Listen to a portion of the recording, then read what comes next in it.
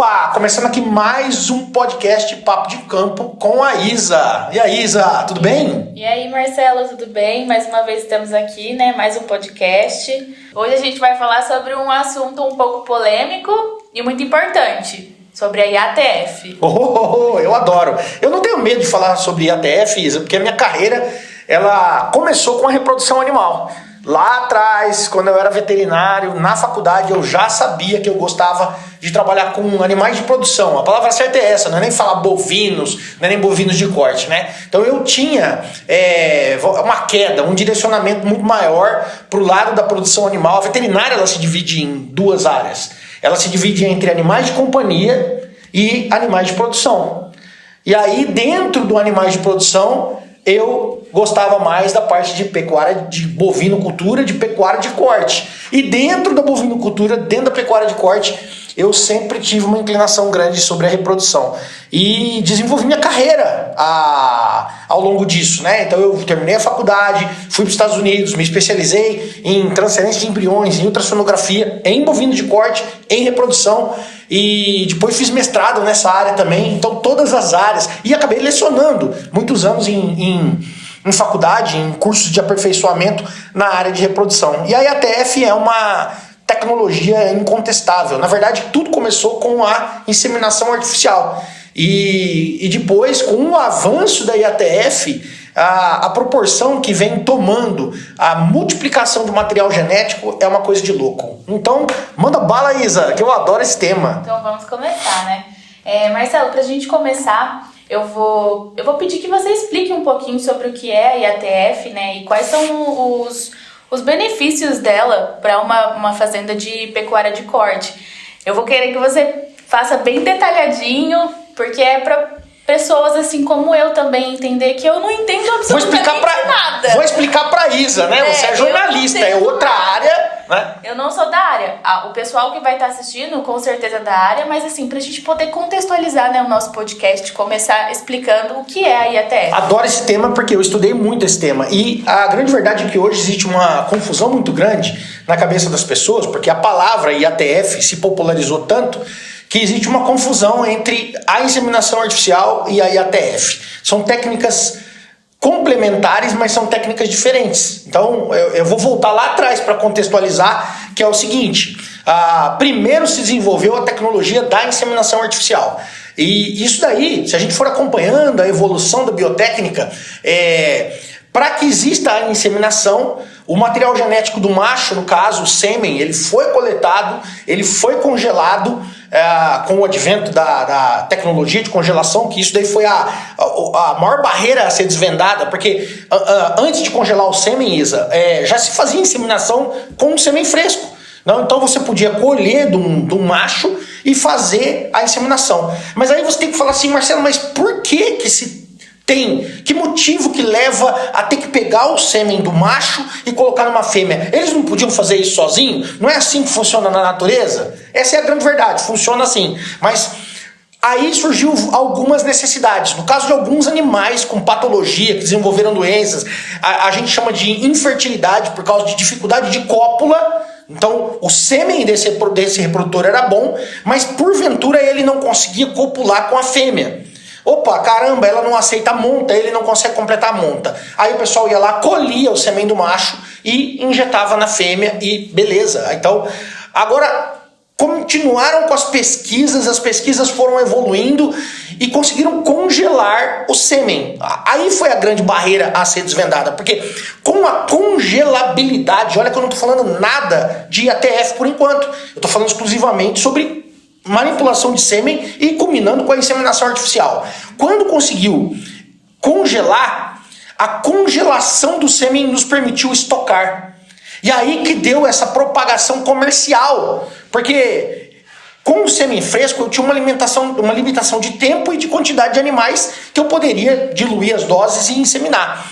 Com a congelabilidade, eu poderia colocar esse animal, eu posso colocar esse animal num processo de constante coleta. Então aí no caso das centrais, normalmente 2 vezes por semana, os touros que estão lá, os machos que estão lá, eles são coletados e o sêmen é destinado para manipulação e congelação. E começa a formar um banco, um grande estoque, um grande volume, né? E aí você tem como falar assim, eu posso despachar. A congelabilidade também te deu essa opção de despachar sêmen para vários lugares. Então a inseminação, o que é? Lá atrás, antes de existir a IATF, né? Já na pegada comercial.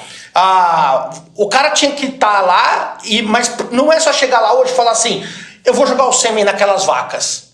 Ela tem que estar no momento certo, né? Então, e o cio da vaca, ele acontece a cada 21 dias, da natureza. Tá ciclando, ciclou hoje, não pegou nada, ninguém copulou com ela. Se ela não tiver nenhuma patologia, daqui a 21 dias ela vai ciclar de novo. Depois mais 21 dias de novo, depois mais 21 dias de novo. E a grande sacada lá na prática de campo, o cara já estava com o estoque dele, botijão congelado, um inseminador, um técnico experiente, mas ele tinha que observar cio. Ele tinha que ver que aquela fêmea manifestou a vontade de copular. O cio é isso, tá? É a aceitação do macho. Manifestou a vontade de copular, e aí o cara ia lá X horas depois e depositava o sêmen dentro do útero, né? Passava pela vagina com o aplicador, passa pela cervix e deposita dentro do útero, aquele sêmen congelado, né? Descongelou o processo, tá numa paleta, tá guardado como se fosse um tubo de uma caneta, né? Um tubinho pequeno, e injeta lá dentro, e depois aquilo lá vai com uma determinada taxa de sucesso. Não é 100% dos animais que ficavam gestantes, mas aí 70%, 80%, se tudo foi feito respeitando a técnica, 70%, 80% das fêmeas inseminadas ficam prenhas, né? Então aí que é a inseminação artificial. A inseminação artificial, Isa, a congelação de sêmen, a primeira congelação de sêmen, ela se deu mais ou menos na década de 50. Olha lá, isso em termos de pesquisa, em universidades. Na década de 70 começou as centrais de congelação. Explodiu comercialmente, né? Da década de 70 até os anos 90 foi assim que foi feito. Simplesmente congelava esse sêmen, mandava para as fazendas ficavam com seu estoque lá no botijão, e à medida que as vacas iam entrando em cio, tinha que ter um inseminador lá presente, ele observava cio 2 vezes por dia, é uma tarefa árdua, 2 vezes por dia ele observava cio, e depois, posteriormente, algumas horas depois, inseminavam as fêmeas.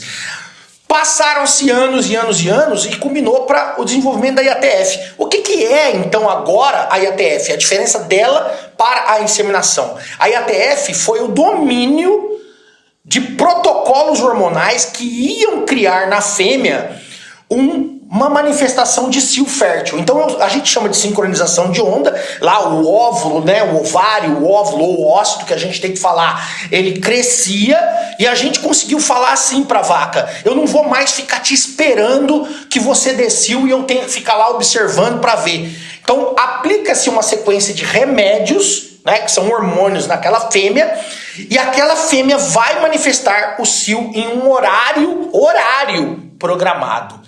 Isso é que é legal. E aí, então, o grande boom da IATF foi essa possibilidade. A gente continuou com o sêmen congelado, a gente ainda tem que fazer a técnica da inseminação, tem que passar a vagina, tem que passar a cervix, tem que descongelar a paleta, tem que colocar dentro do útero. Mas com o homem tomando domínio sobre o corpo da fêmea, no caso, para que aquela manifestação tivesse dia e hora conhecida.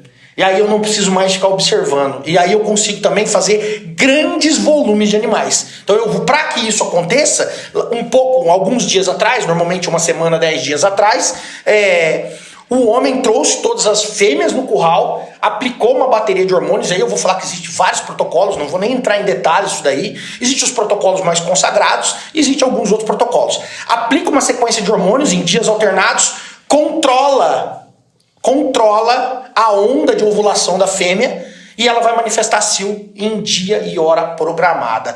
Mas aí a gente está falando de grandes volumes. Hoje a gente tem equipes aí inseminando 500 ou mais vacas por dia, né? Isso aí antes era impossível. O cara não ia conseguir ver cio de 500 vacas, anotar e inseminar 500 vacas, né? Então, como você já sabe que todo mundo está pronto, só traz e insemina.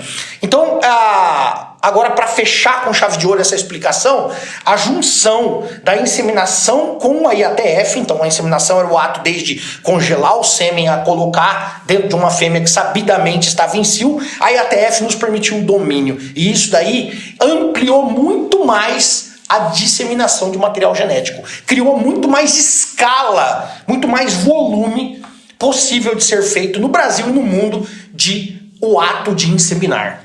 Caramba! Que explicação. Se deixar, eu dou a aula aqui. Um ano aqui falando disso. Não, mas é muito importante você trazer essa informação, né? Porque muita gente não deve ter noção de que antes era a inseminação artificial e agora a IATF. Então tem muita gente que confunde, né, os dois procedimentos. Então é muito importante você trazer essa explicação, essa diferença conceitual, né? E como uma complementou a outra, né? Uma complementou a outra. É a evolução, né? Com o passar dos anos, com os estudos. Enfim, é muito importante isso.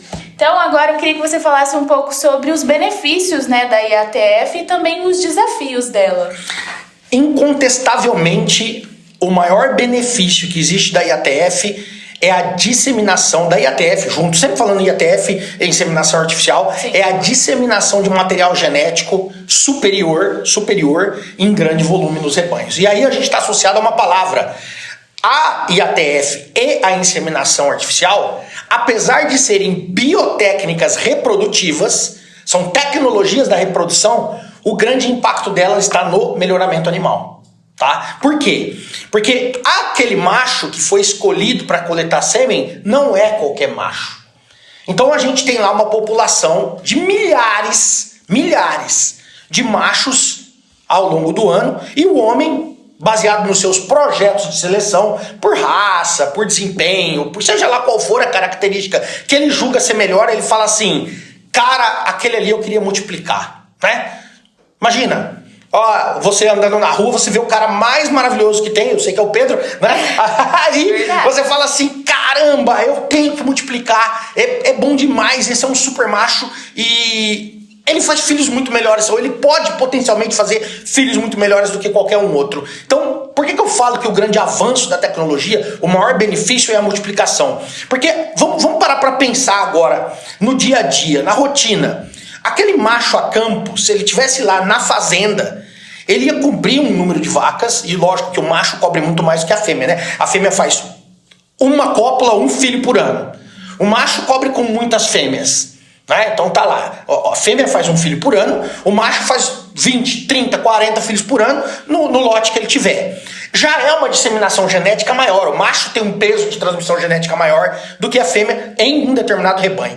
Quando a gente veio para a potência de poder coletar e armazenar, eu tiro ele do rebanho e eu falo assim, cara, eu não quero mais 30 filhos por ano, eu quero centenas ou milhares de filhos.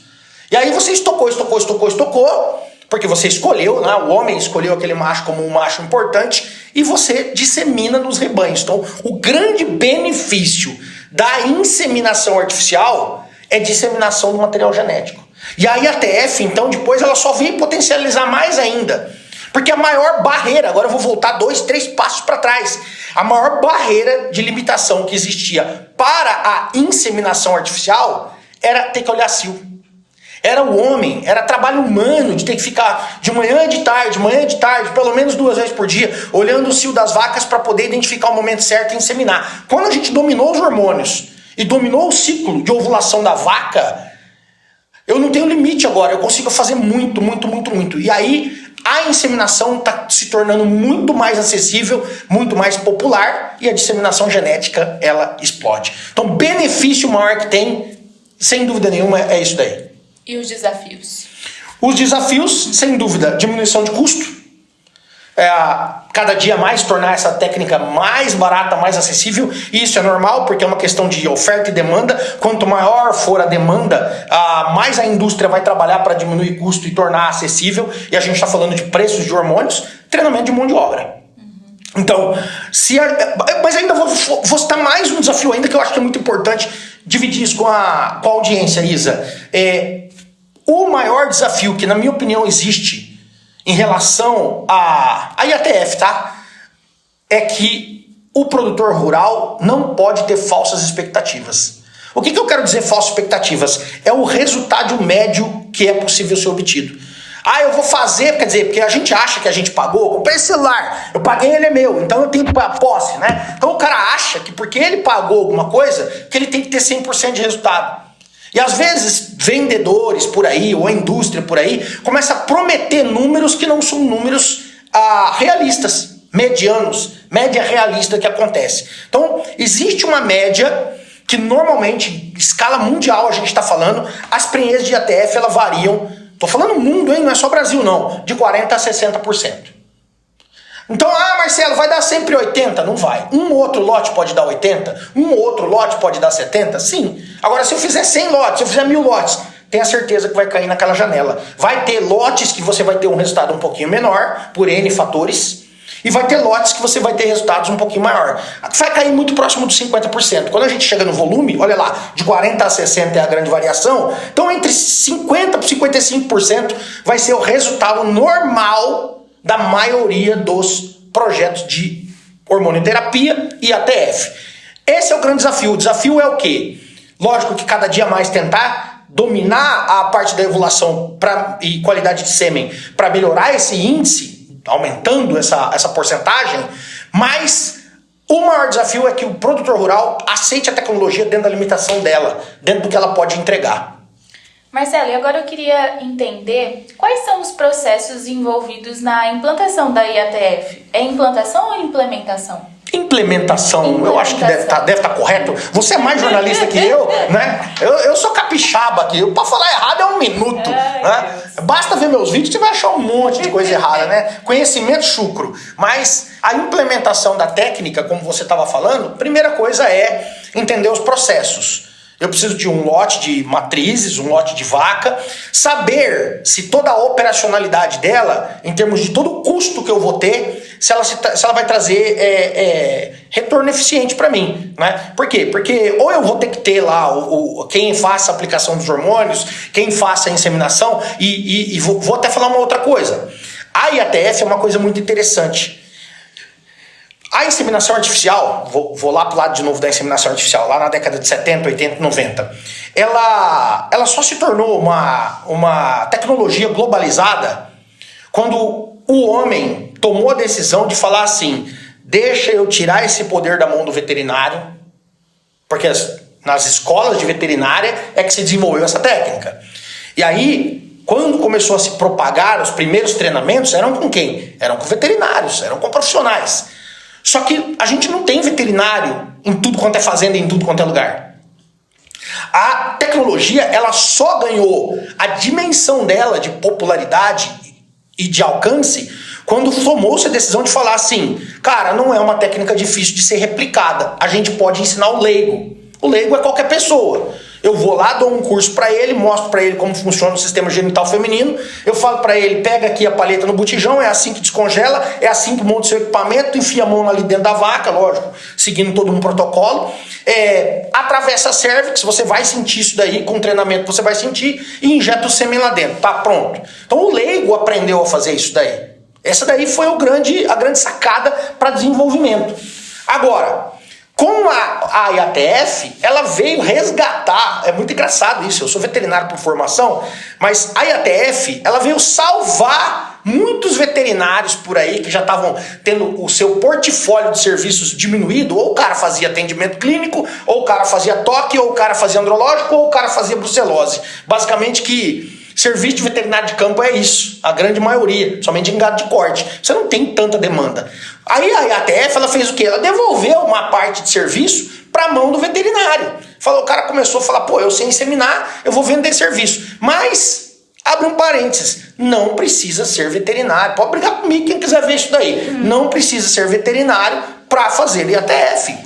O cara leigo lá atrás já sabia fazer inseminação. Então o que a gente precisa? Pessoas que saibam respeitar um protocolo de aplicação de hormônios, aí é o quê? Mexer na seringa, hormônio certo, dose certa e horário certo, dia certo, aplica nos animais e X dias depois a vaca vai estar em cio e você vai lá com o procedimento normal de inseminação e insemina. Então eu acho muito legal, porque quando você está falando lá como implementar a tecnologia numa fazenda, primeiro é ver, você vai ter gente capacitada, ou você vai ter que trazer uma equipe de fora. Normalmente hoje os veterinários estão oferecendo esse serviço de montar suas equipes que eles mesmos fazem, ou eles colocam inseminadores da confiança deles e do treinamento deles para executar a tarefa. Então a primeira coisa é isso. A segunda coisa é o custo. O que eu vou gastar em compra de material, o que eu vou gastar em compra de sêmen, o que eu vou gastar em compra de todo o processo, protocolo e X, né? E mão de obra, e diária, e quilometragem dessas pessoas. É um custo que eu consigo pagar e ter retorno? Então primeiro é uma tarefa empresarial, Isa, para você ver se a tecnologia vai caber no seu negócio. Depois é uma tarefa operacional, onde é o quê? Organização de lotes. Saber que aquele lote está no ponto certo, que todas as vacas estão vazias, sejam elas novilhas, vacas solteiras, vacas paridas, tem uma janela de trabalho para você fazer isso daí. Ter uma infraestrutura mínima, né? Então eu preciso de ter curral, eu preciso de ter piquetes para alojar esses animais. Quando eu falo piquete, é comida e água. Eu estou com um pasto lá longe, mas eu vou passar trabalhando vários dias aqui perto do curral, eu tenho que ter lugares para que esses animais cheguem, parem, comem. Eu não posso gerar estresse naquela fêmea. Porque também, para diminuir resultado, é só eu fazer alguma coisa errada, alguma coisa de estresse, que os resultados caem. Tá? Então a operacionalidade do processo ele é muito importante. Ele tem a ver com gente capacitada, infraestrutura mínima, adquirir os materiais que são necessários e avaliar custo-benefício. Basicamente é isso. Marcelo, e ela pode ser feita... você falou da questão da infraestrutura. Era exatamente a minha dúvida, se pode ser realizado tanto em uma fazenda grande, com certeza, mas numa fazenda de médio porte? Até de pequeno porte, Isa. Né? Então, o tamanho da propriedade ele não tem nada a ver com a tecnologia em termos de operação. Vai ter a ver com diluição de custo. Porque a diária da pessoa, como que eu vou fazer para pagar? Né? Quando é grandes, você consegue diluir esse custo, porque você fala de volume. O problema para o pequeno é que ele vai ter que se associar em forma de cooperativismo. Ele às vezes não consegue comprar um botijão.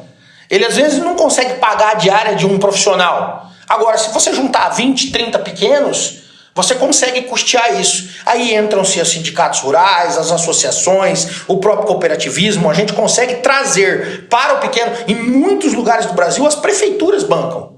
A prefeitura, com o seu departamento de agricultura lá, ela banca a mão de obra, ela disponibiliza o inseminador, o veterinário ou a equipe. Ela compra genética, porque isso é muito comum em gado de leite, tá? Muito mais comum em gado de leite. Porque a gente quer melhorar o rebanho do pequeno produtor, a gente quer fazer com que o pequeno produtor tenha animais melhores e mais produtivos, então a gente chama de fomento. Então, no caso de pequenos, ele tem condição de fazer? Tem. Normalmente ele vai ter que se associar, senão o custo pode ficar um pouco proibitivo. O médio e o grande, ele já consegue, às vezes, pagar. O grande, com certeza, né? Às vezes tem grandes produtores que, com certeza, tem até mais de um veterinário trabalhando fixo em sua propriedade rural, prestando esse tipo de serviço, fazendo acompanhamento ao longo do tempo. O pequeno, cooperativismo, associativismo, para conseguir viabilizar. Legal essa informação. Marcelo, e quais são os critérios para a seleção do sêmen? Ótima pergunta. O animal ele tem que ser provadamente melhorador para as características que você considera as características importantes serem selecionadas. Então, o que é importante no caso da pecuária? Se for de leite ou de corte? Se for de leite, maior produtor de leite. Seria uma característica. Está provado que as filhas desse reprodutor produzem mais leite do que a média. Por quê? Porque foi feito um trabalho de avaliação de vários reprodutores e é uma questão de estatística. Né? Então você vê no volume de uma população desempenho. Você vê o desempenho do próprio indivíduo, porque características econômicas são de alta herdabilidade. No caso de gado de corte, ganho de peso, tamanho de carcaça, né? Então peso de desmame, peso ao sobreano, tudo características que vão falar assim: eu ganho mais carne, eu tenho filhos que são abatidos mais rápidos, ou eu tenho filhos que têm carne de melhor qualidade. São características a serem selecionadas. Isso daí que é dinheiro no bolso do cara. Então, a partir do momento que você tem um grupo de animais, eles são estudados e comparados entre eles para N características e você consegue, dentro da população, descobrir quem são os principais, que vão transmitir maior desempenho. Esse é o reprodutor ideal.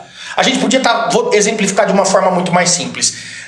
Na escola, na prova, meu filho está lá com 10 anos, ele está na sala de aula, Por exemplo, a professora pode chegar pra mim e falar assim, olha, Marcelo, no português teu filho é ruim, hein, cara? Teu filho é ruim, ele não tá entre os melhores da sala.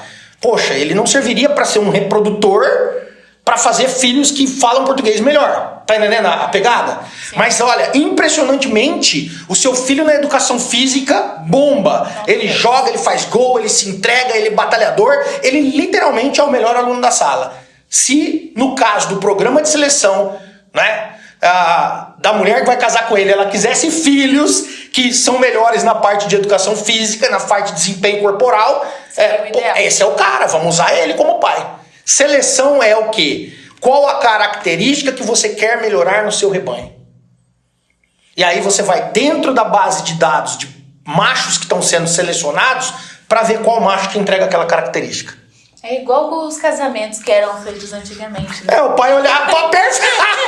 Ó, essa daí serve pro meu filho, esse meu filho serve pra aquela lá, né? É isso, escolhiam porque baseado em família, linhagem, não sei o que lá. Marcelo, a gente tá vendo que isso é um processo, assim, bem amplo. E eu queria entender quais são os cuidados antes da inseminação e depois da inseminação que deve ter ali. Nossa, é só pergunta boa. Então, só pedrada. Vamos ficar aqui. Tem que aproveitar que você é especialista. Ó, antes da inseminação, sem dúvida nenhuma, aspecto sanitário. Né? Aspecto sanitário desde o macho que vai para a coleta de sêmen, porque existe, olha Isa, existe transmissão, do mesmo jeito que o homem, né? Então existe o que a gente chama de doenças venéreas.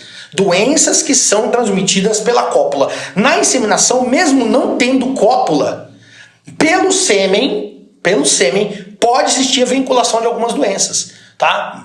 Então você tem que ter toda uma bateria sanitária do macho sendo feito para que ele seja aprovado para coleta de sêmen, para que aquele sêmen seja considerado sadio, apto para ser disseminado no rebanho. Na parte das fêmeas, a mesma coisa. E aí a parte de sanidade está muito relacionada à eficácia. Se ela tiver distúrbios reprodutivos, se ela tiver doenças reprodutivas, não vai dar o índice de prenhez que a gente quer, vai gerar perdas.